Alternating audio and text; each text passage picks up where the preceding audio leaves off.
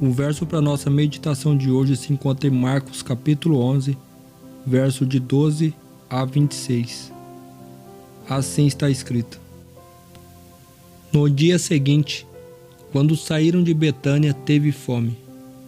E vendo de longe uma figueira com folhas, foi ver se nela porventura acharia alguma coisa. Aproximando-se dela, nada achou, senão folhas, porque não era tempo de figos. Então lhe disse Jesus: Nunca jamais coma alguém fruto de ti. E seus discípulos ouviram isso, e foram para Jerusalém. Entrando ele no templo, passou a expulsar os que ali vendiam e compravam, derribou as mesas dos cambistas e as cadeiras dos que vendiam pombas.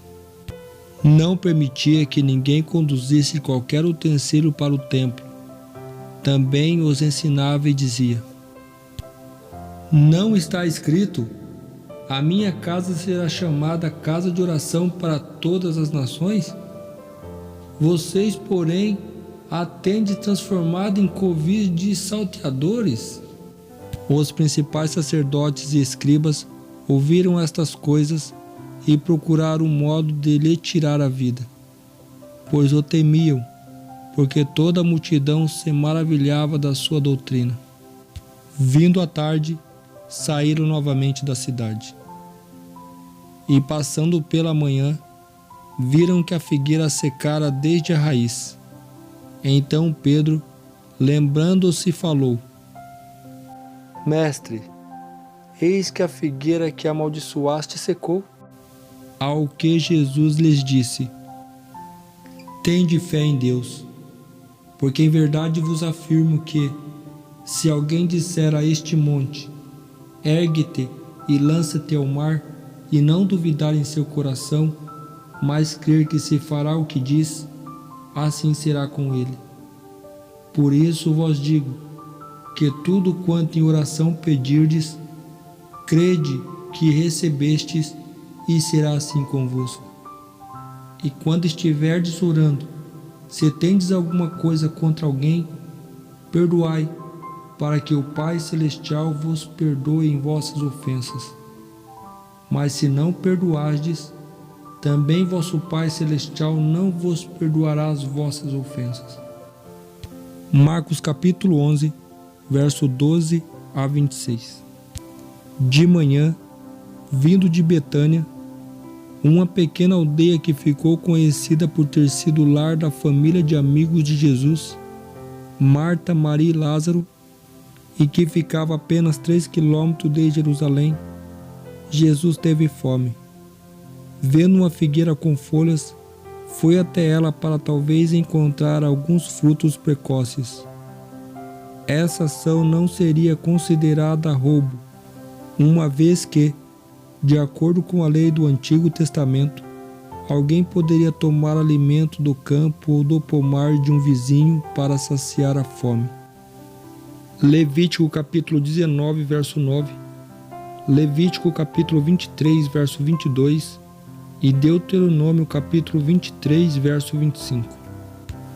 Aconteceu que, chegando Jesus até a figueira, não encontrou nenhum fruto e disse à árvore: Nunca mais alguém coma dos seus frutos. Marcos capítulo 11, verso 14.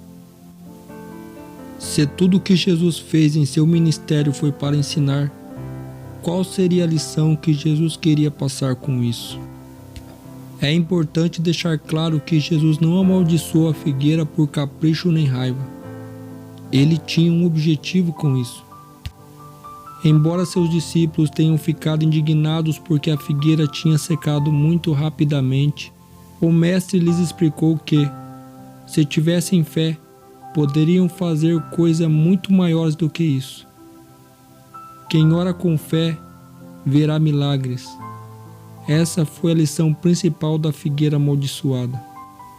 Um dia antes de amaldiçoar a figueira, Jesus tinha entrado em Jerusalém aclamado por uma multidão.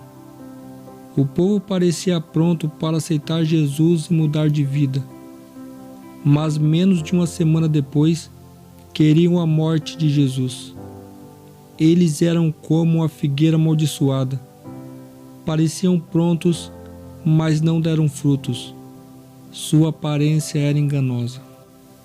Para os discípulos, esta ação foi bastante estranha e atípica para Jesus. Mas o que veio depois foi ainda mais marcante. A próxima cena provavelmente tem ocorrido no pátio dos gentios, onde eram vendidos animais para sacrifício, uma prática iniciada por Caifás havia pouco tempo. Ao voltar a Jerusalém, Jesus foi outra vez ao templo e viu que estava sendo profanado como antes. Os próprios dirigentes do templo estavam envolvidos em compra, venda e câmbios. Eram tão dominadores pela cobiça do lucro que aos olhos de Deus não eram melhores que os ladrões. Novamente o olhar penetrante de Jesus percorreu o pátio profanado do templo. Todos os olhares estavam voltados para ele. Sacerdotes e autoridades, fariseus e gentios, olhavam com surpresa e respeito para aquele que estava diante deles com a autoridade do Rei do Céu. Cristo então falou com um poder que dominou o povo como uma forte tempestade. Está escrito: a minha casa será casa de oração, mas vocês fizeram dela um covil de salteadores. Jesus então expulsou os vendedores do pátio para que a adoração silenciosa pudesse continuar. A ação dele foi uma afronta direta aos responsáveis pelo sistema do templo. Ninguém ousou questionar sua autoridade. Sacerdotes e comerciantes fugiram da sua presença, conduzindo o gado à frente. Então, no fim daquele dia extraordinário, Jesus deixou a cidade com seus discípulos. Marcos capítulo 11, verso 19. Na manhã seguinte, voltando para a cidade, os discípulos ficaram surpresos ao verem que a figueira estava seca desde a raiz. É natural da figueira que antes de se abrirem as folhas, apareçam os frutos. Portanto, essa árvore cheia de folhagem era uma promessa de frutos bem desenvolvidos, mas sua aparência, porém, era enganosa. Depois de procurar entre os ramos, dos mais baixos aos mais altos, Jesus não achou nada, a não ser folhagem. A árvore era nada mais do que um grande amontoado de folhas. Ao ver a figueira seca, Pedro diz a Jesus: eis que a figueira que o Senhor amaldiçoou ficou seca. O ato de Cristo amaldiçoar a figueira havia surpreendido os discípulos. Parecia diferente de seu comportamento habitual. Muitas vezes, eles o tinham ouvido dizer que não viera para condenar o mundo, mas para que o mundo fosse salvo por meio dele. Lembravam-se de suas palavras: o Filho do Homem não veio para destruir a vida dos homens, mas para salvá-los. Suas maravilhosas obras foram realizadas para restaurar, nunca para destruir. Os discípulos o haviam conhecido como o restaurador, o médico. Esse era um ato único. Qual seria o propósito disso? Pensavam eles.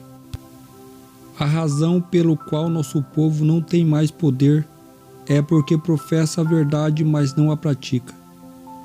Tem pequena fé e pouca confiança em Deus. Se a mente permanecesse em Deus e a verdade exercesse uma influência santificadora sobre o coração, o eu seria oculto em Cristo. Muitos possuem a teoria da verdade, mas não sentem seu poder no coração.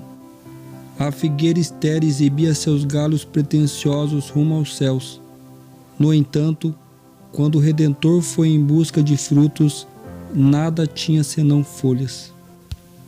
A menos que haja uma obra completa efetuada por nós como indivíduo e como igreja, a maldição de Deus certamente cairá sobre nós como caiu sobre aquela árvore infrutífera. Esses dois relatos são a quarta história em formato de sanduíche registrada em Marcos. Nessas histórias, a ironia dramática acontece quando personagens paralelos realizam ações opostas ou personagens opostos realizam ações paralelas. Em Marcos 11, a figueira e o templo estão em paralelo. Jesus amaldiçoou a árvore, mas purificou o templo. Ações opostas. Mas a ironia é que os líderes religiosos a partir de então iriam conspirar para matar Jesus. E essa ação significaria o fim do significado dos serviços do templo, que se cumpriram em Cristo. Que Deus os abençoe e até a próxima.